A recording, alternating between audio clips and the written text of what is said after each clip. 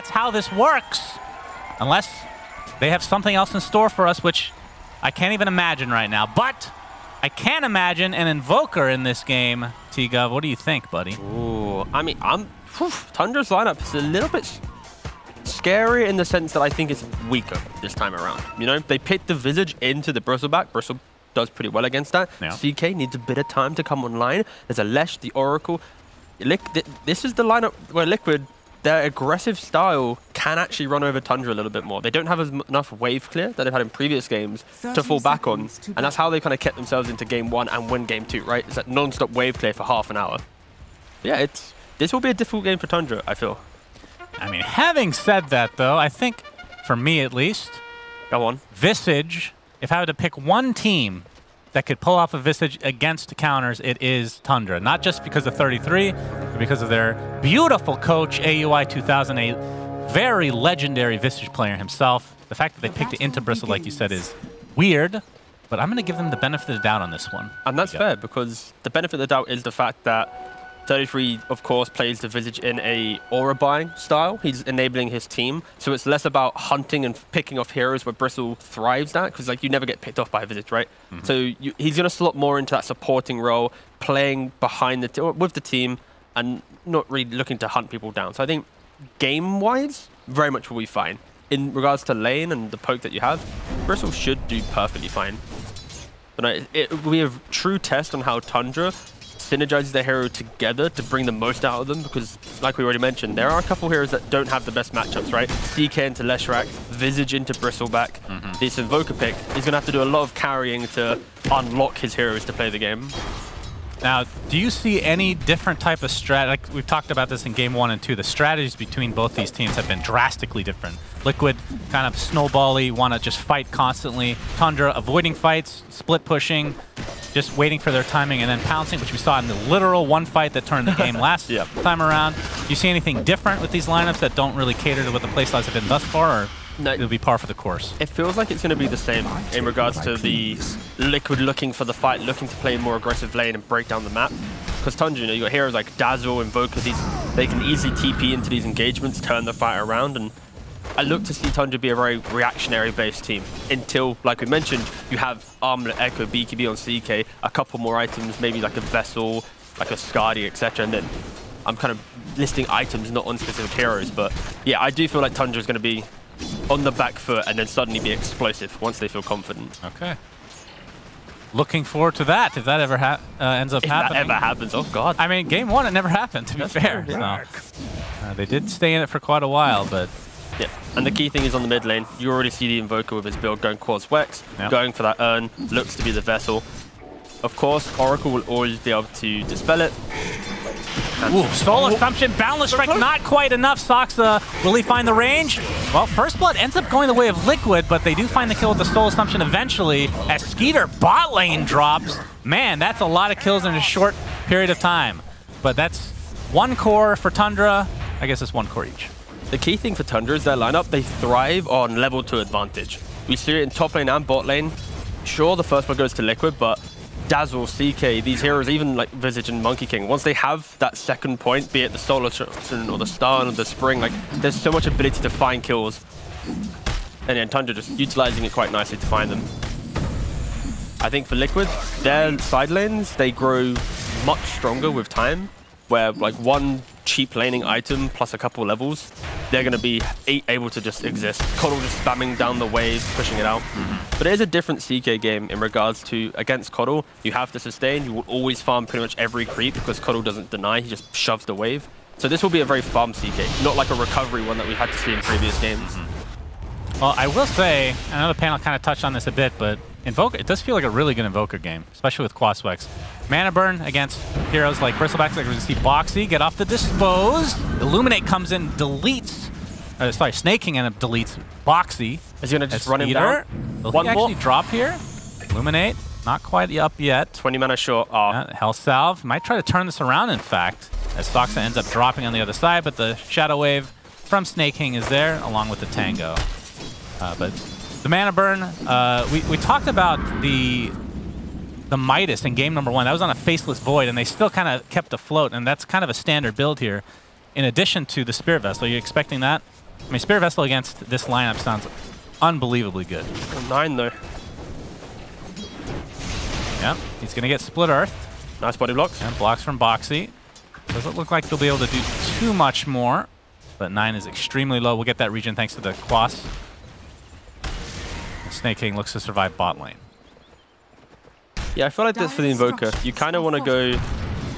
Oh, hold that thought! Don't die! Yep, Tornado disposes there. Okay, not the greatest synergy, but 9 pops a Fairy Fire, actually surviving a little bit longer. Eventually, Boxy does get the kill.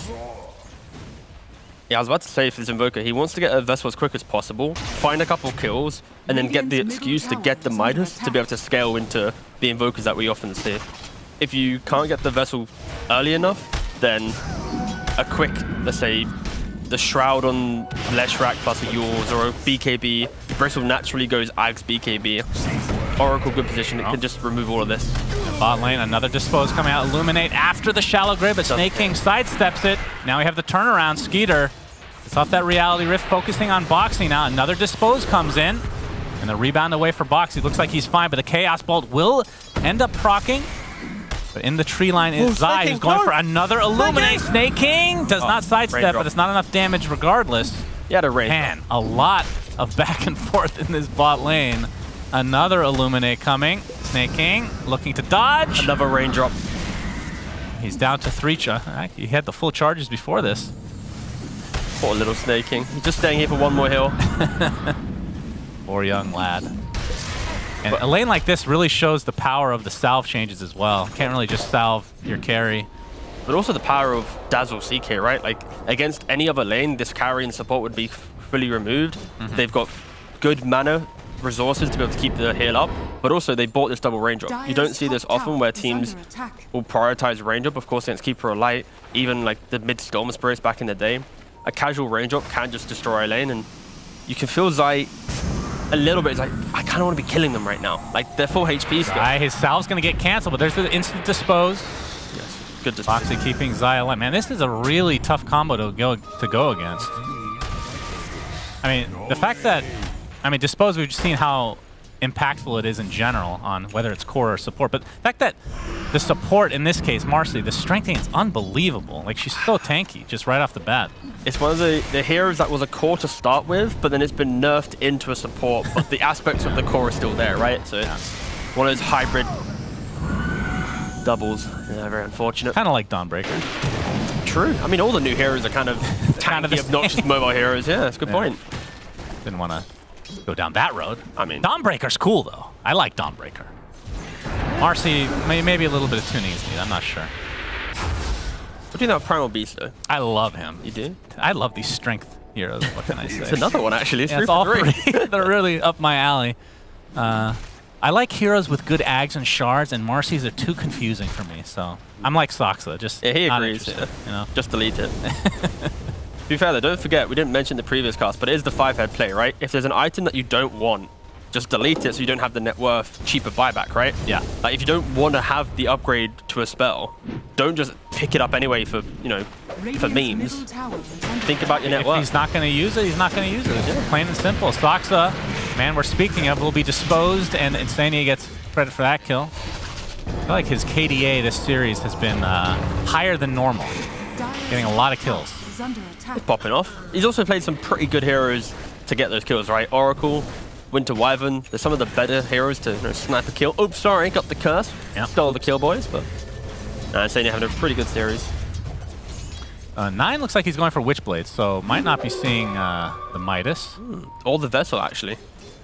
Just respecting the Oracle and the early lead that Liquid's kind of somewhat having. If you go Earn, do you have to go, like, will you end up going Spirit Vessel later, maybe? No, unfortunately not. Vessel's the item where you want to buy it like pre-minute 14 to have that 3-4 minute window of the game where Vessel is just OP and just you obliterate these tanky cores. But I guess, again, like we did mention it earlier, because of the Oracle, in the back of his mind, it's like he's relying on his team to prevent the Oracle getting the Dispel or even the ultimate off to then have the Vessel feel good. So there's too many ifs and buts for this Invoker to want to use his economy on it. So just going to play his own game, go for a Witchblade. Still a pretty good option. Soxa's here. Try to take out this Coddle. Will be able to do so pretty successfully, but Mickey has come to play. Dispose into Split Earth. Nope. Split Earth is canceled thanks to that tornado.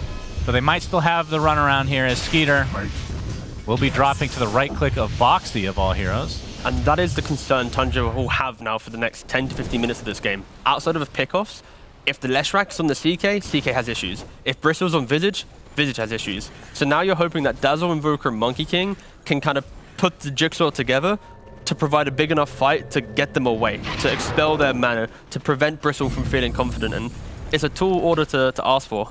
But it's something they're going to have to really identify, because this is Liquid's kind of biggest window in this game is going to be the post-laning phase, the 20-25 minute mark. And you see how they're using it now. Syncing up the 2 cores, finding kills in the side lane. Ouch. Get that kill right next to the tier 1 tower, which is going to force the fort. Force the fort, yep. Obviously one of the best heroes at pushing these towers early on with that Diabolic Edict. It is at level 3 right now. Dire's top tower is under attack. Has his arcane boots, looking for the Kaya to start out. Yep, going to be a little bit greedy with itemization because, again, the Oracle, he's going to rely on the Bristleback being tanky enough to not need help from the Oracle, allowing the Leshrac to be a bit greedier, go for the Kaya, and just run on. Poor snaking, though. Oh, the creeps end up helping him a bit. And TP's coming in. Wukong's command from Soxa. Boundless Strike to follow. Will they be able to find anybody? Skeeter comes in from the north, so it looks like the consolation kill will be on the Boxy, but the tornado clips Mickey, but I don't think they're going to have the catch here to get anything more. They do defend that tier 1 tower, but that did cost a lot of TPs from Tundra. And if you didn't catch that, Insania self-cast the Fortune's End before the tornado hit him to instantly dispel it, to be able to then potentially ult the Leshrac if needed. Sure, they are far enough away they didn't need to use it, but again, the heads-up play from Insania to preemptively do that. Skeeter, he's getting gone on. He has to be careful here. 3 stacks of goo, make it 4. There's the grave. I don't think this is going to save him from an untimely end here. Tries to get off that ult, but it is not to be. So Matu gets credit for that kill. And then instantly, meanwhile, yep, 9. He's going to get disposed with that Unleash combo. Split Earth is there as well. They have so much damage to follow this up with. So Liquid taking very good advantage of this timing right now, and they're going to go for the tier 1 mid. I swear Marcy had a keen optic there. He was quite far away from that Invoker. But he doesn't. He has a broom handle. Like, that just felt wrong. Another hero goes down. Okay. Liquid riding the wave of their heroes, but that felt a little bit too far to be able to actually dispose. Dispose feels very strong, let's just say. Radiant's middle tower has fallen. And that is true. Like, the range of Dispose is actually quite low. What's the person from The Incredibles? It doesn't feel like it's low. What's the mother in The Incredibles? The stretchy arm girl. That's basically what Marcy is. Like, you're not really close, but it's like these auto attacks that they're in range for just a split second, and it doesn't matter how far away you are, you're still going to connect on it. Yep. Because, yeah, that was out of range, in my opinion. But in your opinion, you're wrong, I think. Unless there's a bug. Jeff Hill, are you watching? Is that a bug? Bro, look at... Wait. That is pretty... Yeah, that's not really That's pretty far. Yeah. Just to be clear, the range of the dispose is... Maybe the indicator's just wrong. Maybe. That was, to be fit, that was very on... Yeah, look at that. That's melee range. Yeah, that's melee range. And it felt like it was like 1.5 bigger than that range. Yeah. No, I agree. It was kind of big. You know, Boxy. Yeah, bigger than expected. Loxa is just keeping an eye on Zai, who has the boots of travel. Oh, I like the change up from Zai though, going for the Orchid this game. Oh yeah, you're right. He's going to use that move speed, the rebound off him as well, and be able to quickly find that Dazzle, Orchid from a distance, the additional cast range, to unlock the fight and not have those saves to boot. So Liquid have had a kill advantage in every game so far, and we've talked to death about how game 1 went. But this is the biggest lead they've had at this stage of the game in terms of just like the pure net worth differential. Yeah, and this draft is going to feel way worse, right?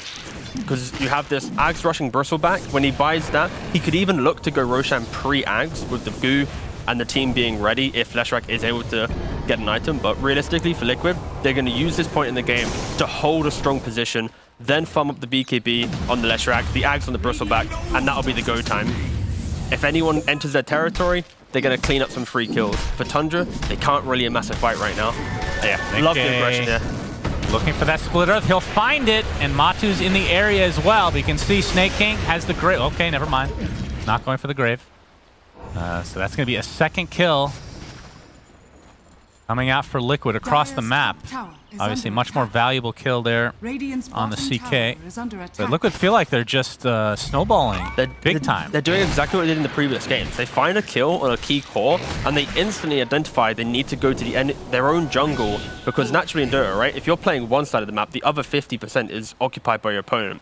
So anytime they find a kill, the speed in which they run across the map to try and find another pickoff, or at least occupy both jungles, find both farm, that's the type of play that allows Tundra and other teams to eke out extra farm, because Liquid's spending a little bit more time running around the map, just trying to close out entries to the jungle. But with this type of game, with this lead that they have, it's going to feel really good doing it, because you're not really losing farm. You're just already ahead.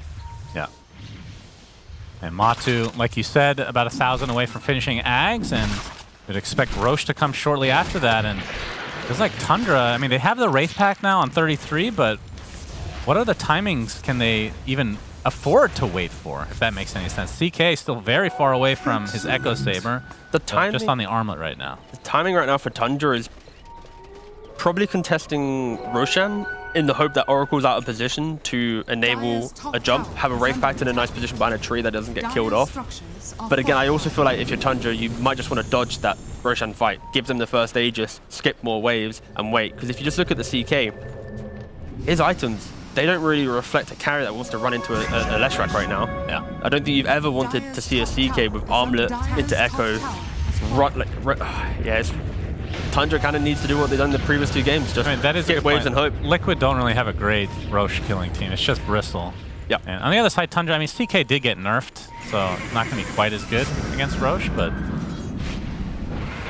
definitely a better team for killing it, theoretically. It's like if Liquid went to Roshan, they would probably spend too much time there opening up the map for Tundra that they might not feel it's worth it at this current state of the game. They'd rather just run into the opponents. And they're kind of baiting Matu bottom. Yeah, Tundra want to potentially find him? No. Knowing that he's probably just... But Liquid's coming. Slightly too tanky. Boxy and Mickey looking to start this fight. Wukong's command already goes off. And Mickey taking a decent amount of damage. He's going to get False Promise relatively early. They blow up Insania right off the bat. So 5v4 advantage for Tundra. Soul Assumption is there. Do they have the catch? As Matu is just going absolute ham with that Aghanim Scepter. Chaos Bolt is going to connect. The Soxa looks to be mega dead. Buyback now from Insania. Can just TP back in. See the Wraith Pact?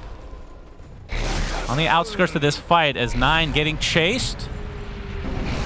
Solar Bind is there, but they're not really going to be able to follow it up with much.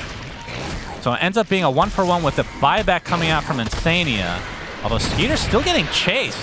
He's getting gooed up. Matu, yeah, with that Aghanim Scepter, just get these goo stacks very nice and juicy, and he's going to get surrounded. So Skeeter, a little bit of overconfidence, so out of position and drops. And this is Roshan. Yep, instant. Oh, the DD for Roshan. Oh. Yep, that is nice. And with that, I don't think they didn't Tundra need it, can, but they got it, yeah. I mean, they're going to see this with the Sunstrike, but they don't really have a hero that can just jump in and out, other than the Monkey. I mean, he can't jump out, I guess, Monkey King, but theoretically could try to steal. We saw that today, actually, in the Div 2 game. MNT on DGG just jumps in, perfectly times the spring, kills Roshan, and gets the Aegis. But alas, Liquid get a freebie. If they lose Aegis and this kill here, that is rough stuff. 9 drop. Liquid just running away with this game. Yeah, it's a beautiful draft, and they're just playing it really nicely. It's hard to punish this aggression because you just don't have that core that goes, wow, I'm eventually going to outscale this hero, right? That's true. You don't have this Terrorblade Medusa style hero that buys the Manta Skadi and goes, ha, gotcha. And Liquid all over the map now. Radiant's middle tower obviously with the Boots of Travel on Coddle. And being able to TP that tier 2, quite helpful. And Mickey still working on the BKB for himself. As you can see, the Blink Dagger now on Marcy. Yep, he was enjoying the game. He had Kaya. He was going to go for Kaya BKB, but realized that the game was a little bit more comfortable than expected. So he went for the Sanj Kaya, giving himself a bit more fight, a bit more tankiness, then getting the BKB. And once he gets both, it's going to be oh man, so hard. Peter getting chased. The Orchid started this from Zai. Illuminate is there as well. You can see the teammates coming in. A nice tornado, EMP, but Matu's not going to be too scared with that Aegis in tow. They drop Skeeter very easily, but Lesh drops in the meantime inside that Wukong's command. And it looks like Marcy will be next. A double kill for 33, some much needed kills for Tundra. But Matu, again, can they deal with this disgusting creature of a pig? I don't think so. 33 getting chased. Pops the little gargoyles. But again, Bristol, pretty good counter to that. A nice ice wall. They've got to kite the raid on perpetually. Not a whole lot of mana to work with from Matu. He's getting mana from afar, though. Sunstrike not going to do much. 33 eventually drops. That is the slowest kill of all time. And Matu just beating the absolute shit out of 9. Has to go in Viz. And just going to reset. I mean, with all these saves and heals coming out from Liquid on top of a hero like Bristol, it's just feels so hard to deal with. He's also just really annoying. He got the Fade Grenade as well, so he applies a nice little dot to it, plus the goo, plus the quill. Like, he's got so much shit he's just throwing in it. Yeah, this is the peak of Bristol right now, and he's thoroughly enjoying it. Don't forget the damage he does as well. Level 18, 3 points Warpath at minute 20. Yeah, that is true. It's like 478 it is right now. And ooh, okay. And he's only 1400 from AC now. He had BKB and Quick Buy, but he's realized the game's kind of comfortable. Yep, Soxa wants to try to find a pickoff, but instead will be picked off himself. As the damage is just overwhelming from Liquid. This is actually really cool from Zai. He went for the Boots Travel Orchid, then to Shard, TPing people around. Often these core coddles go really greedy, but he's realizing that he's the hero moving around the map. He brings in the Oracle to save him or the Bristle to kill. Yeah, it's really nice stuff. And he's back in the mid lane. Just kill everything. Finding another kill, this time on Snake King. 9K lead for Liquid as Matu is knocking on the front door. He doesn't have a whole lot of mana, but again, still a minute 45 on the Aegis. And 1400 away from a completed AC at 21 minutes. This is a very farm Bristleback, to say the least. And the worrying thing for Tundra is the Invoker and CK, they're quick buy. The next items they're looking at are just double BKB. They're just trying to survive, and at this point in the game, you need to survive and potentially punish. And BKBs, you can kind of do that by baiting your opponent deeper, but... Alright, trying to get rid of the Aegis. Looks like they'll do so. Nice little freebie. Tier 2 tower is going to drop with one more right click, though. Soxa not going to go for the Wukong's command. Wait, deny. Still thinking about it. Not to be. Yeah, no more Aegis to work with, and that's going to turn into now a smoke for Tundra, who desperately need to find something in this game. And like you said, the BKB is coming online soon. But Lesh just completed the BKB, so this smoke might actually just play against Tundra. But they kind of give it away because the creeps already hit the base with mid.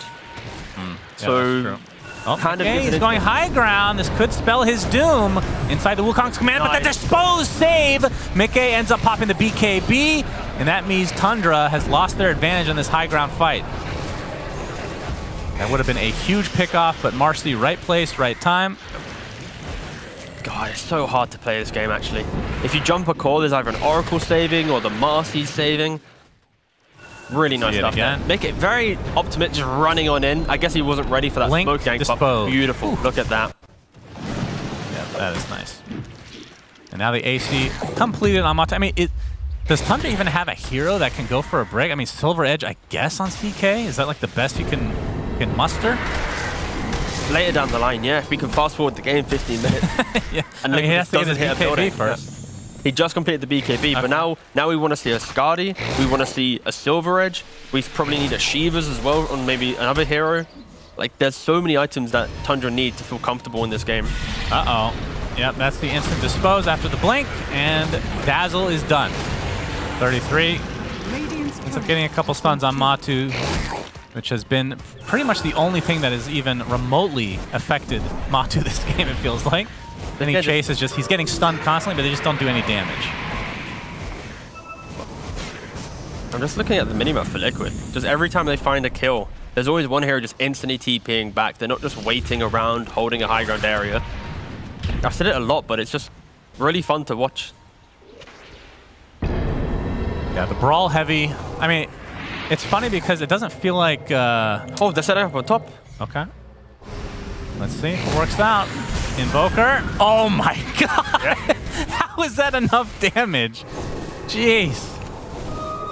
332 gold.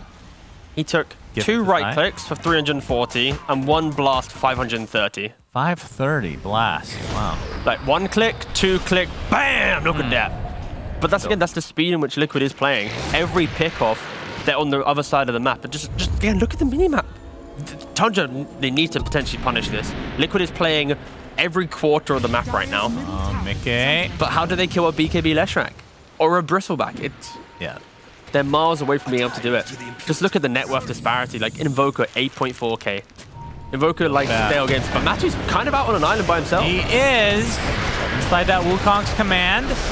They have enough damage to actually take him out. It's getting close. Looks like they'll be able to do so.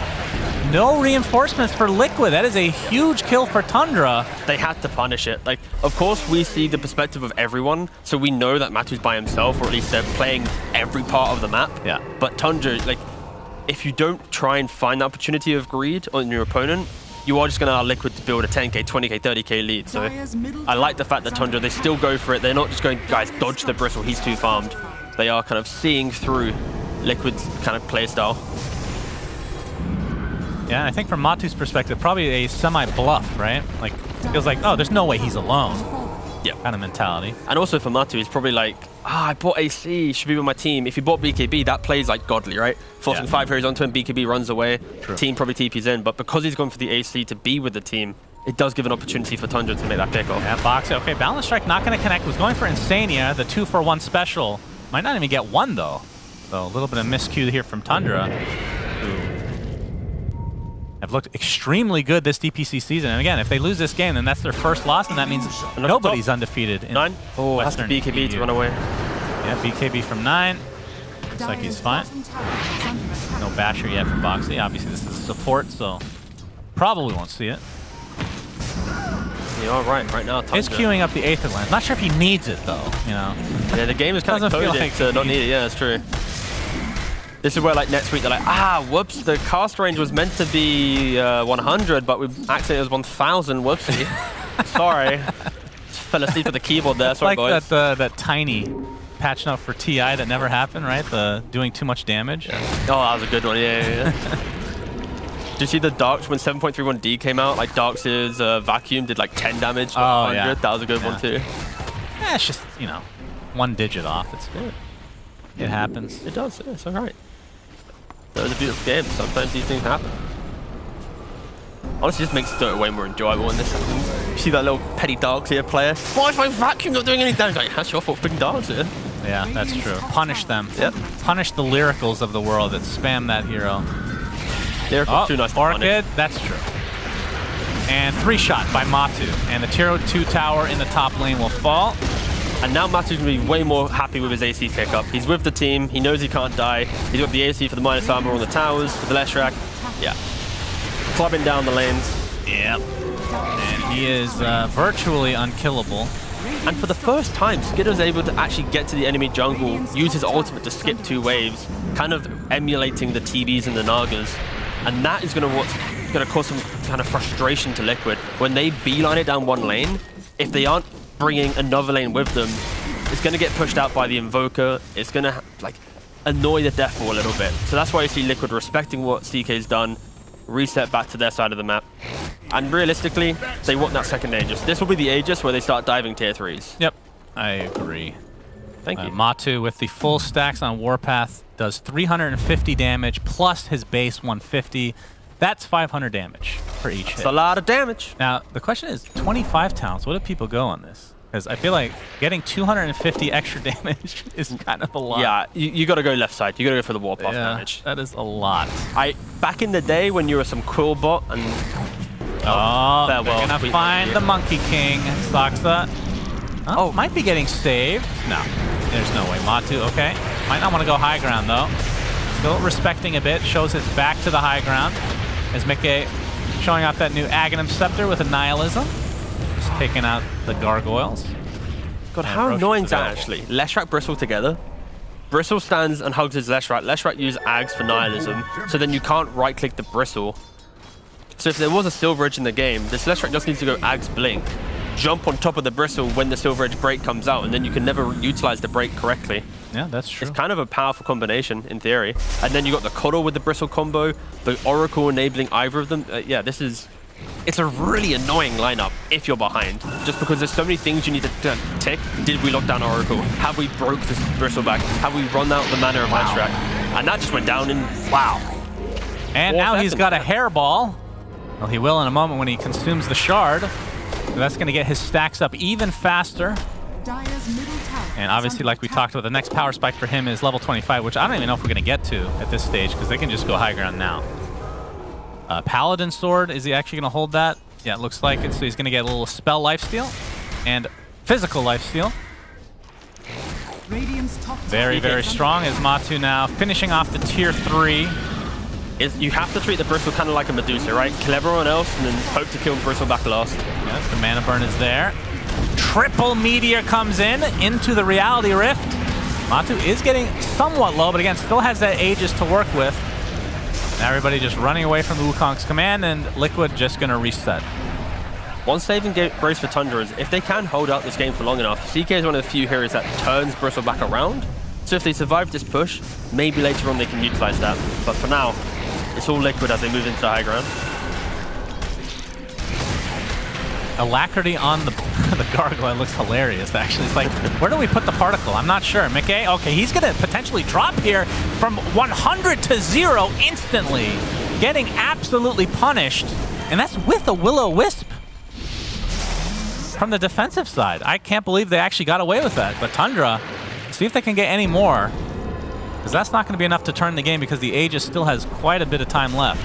They still need to respect the Bristleback, but yeah, just over-aggression from the Leshrac there. You walk up into the high ground, you get clipped by the Chaos Bolt, you don't get the BKB off, layered stun, you blow up, you don't really have any of your damage spells running anyway, so yeah, just Liquid getting a little bit too comfortable with the lead that they have, and they give a lifeline to Tundra. Matu gets the regen instantly canceled though.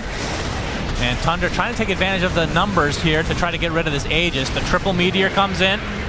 False promise applied to Zai. Looks like Marcy's going to want to actually focus. Soul Assumption. Oh, Sunstrike did not connect as Boxy looks to be running away. And Matu creating as much space as possible. Gets the hairball off. Will-O-Wisp slowing things as well. BKB already popped by Matu. And Tundra not really able to find too much, but are getting a little bit more map control back. Kind of forcing themselves into this aggressive position. The key thing is, how does Liquid react to this? You've had Tundra kind of run at you due to a Leshrac pickoff. But Tundra, they can't get too excited by this because they were able to be aggressive due to a tier 3 defense in which they picked off a Leshrac. Those opportunities don't come out in open ground. Like, you still need to set up the same thing again to be able to have any aggression. So Tundra, they're going to posture together, but realistically, Liquid will just beeline back towards this top racks. And in the back of their minds, they're like, all right, let's not send the Leshrac up, or at least if you are going to go up to high ground, be ready with your BKB, Marcy and Oracle be a little bit closer. So they're just going to kind of calibrate their high ground siege, rather than just change up their game plan entirely. And this Blink Dagger from Skid is kind of paying off a little bit. Just being able to jump the Oracle of Marcy. And he's split pushing right now with that shard. It definitely helps. I mean, this is Tundra 101, right? Just every time they're behind, they're finding ways to get the lanes pushed out. Be it the Invoker top, the Monkey King, CK Illusions. They always have elements of prolonging the game. They've had a lot of practice playing behind this series, I'll tell you what.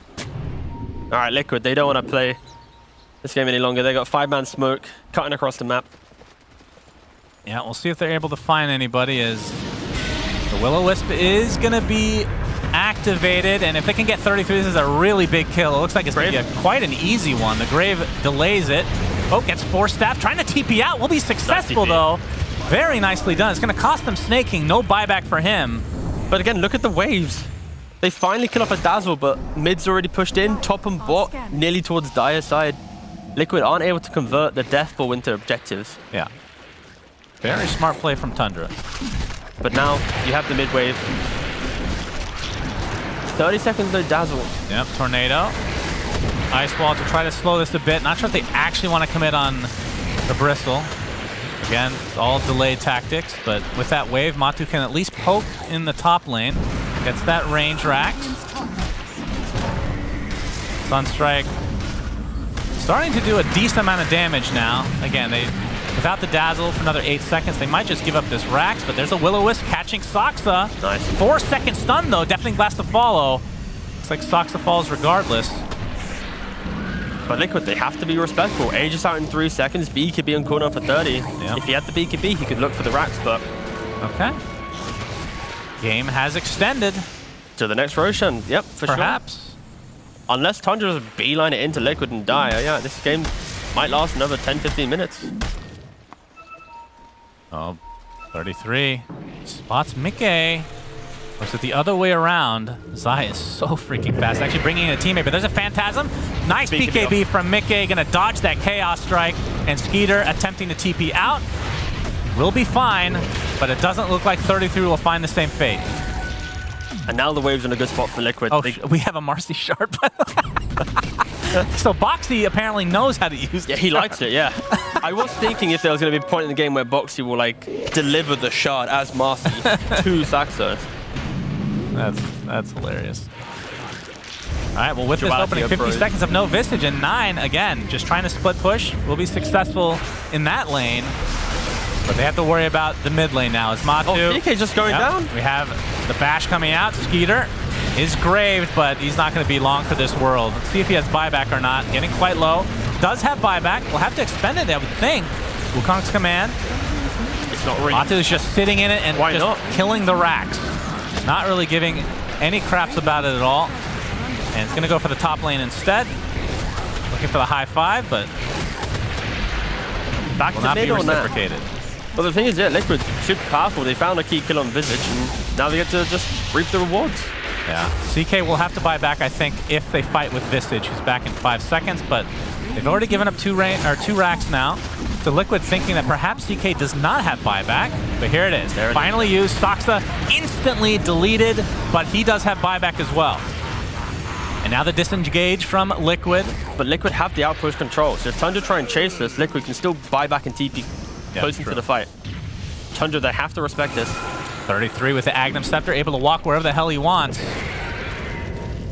Top lane and mid lane are pushing in. Liquid well aware that Tundra's half chasing right now. Yeah, and the lead has doubled in the last couple minutes now, thanks to these little mini engagements turning into double racks now. Advantage for Liquid. Yeah, unfortunately for Tundra. What was this?